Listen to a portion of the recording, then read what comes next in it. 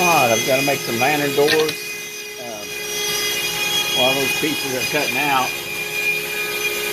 these are the lantern doors, and basically they're cut out of 3/8 inch plywood or hardwood, and this is just some western cedar. Cut out around the door, the moon shaped in there, and then it cuts out the little parts, and you glue them on with a pin nail and slides up, and then goes open like this. So this is a new design. I don't know how long this will live, but we'll find out. Anyway, these take a pin in the doors right here. That's what I'm making, and these are the ones that I've done that are completed. And they're basically, what I've done is just take a piece of 3/4 inch. I've rounded the ends off on the sander, so all of them have been rounded off and cleaned up. Then I take a bolt cutter, put the bolts up on top of it, and that gives me the right length for the deal. Then when I get them all cut, 15 or 20 of them, then I take them over to the sander and just round the edges real quick.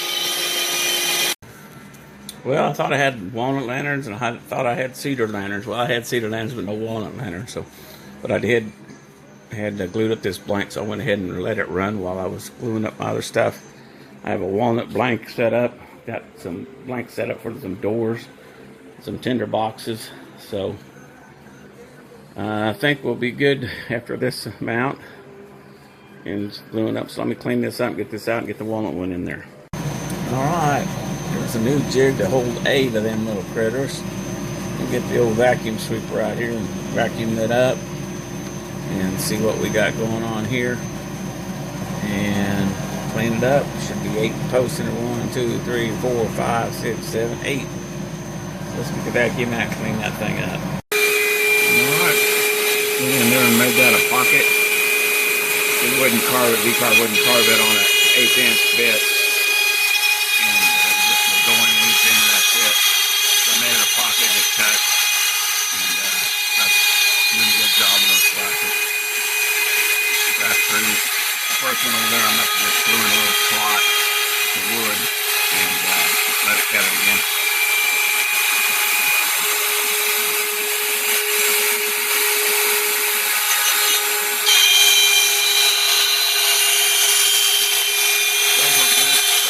So far, real good. That's a down cut bit. So let's put the stick down. Give it enough cut and pull that thing out of there.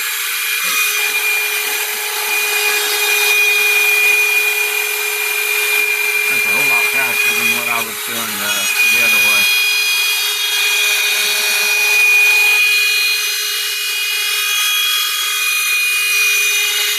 This is the first time I'm running it, so I've got to watch it pretty close.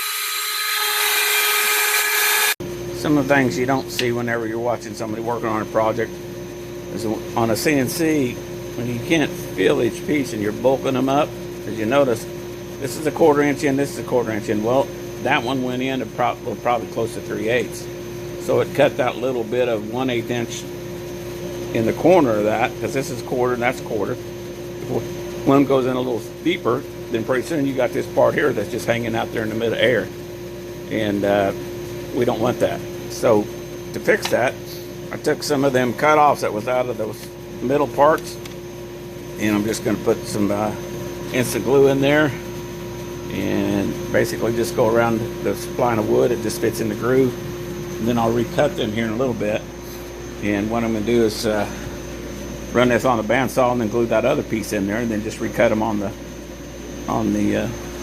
this piece right over here. I'm sorry about moving my camera so fast. And then load them over there, because that don't take very long. So there we go. That way I can get those back, because I had ruined those 8. So there we go, and away we go. That's just the first tinder box I made out of cedar. I don't know how it's going to hold up. Cedar's not very hardy. They wanted it out of cedar, so I'm going to go see what she looks like.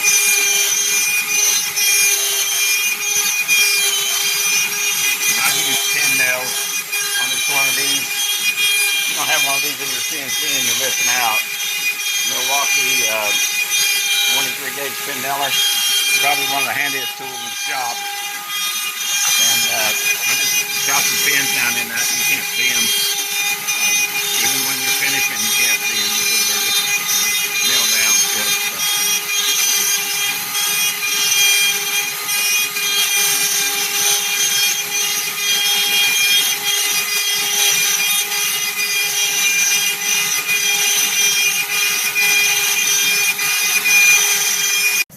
Alright, 1/4" ply or 1/4" cedar in a tinderbox kit. So there we go, cut out. Just clean it up and pull it off there.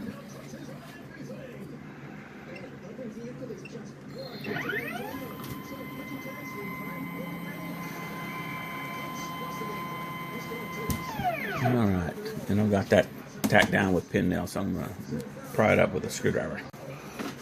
Alright, pried that up and had some 1/2" nails in it. There's one right there, or pin nails, of course. Some of them stay in the board, some of them stay into that.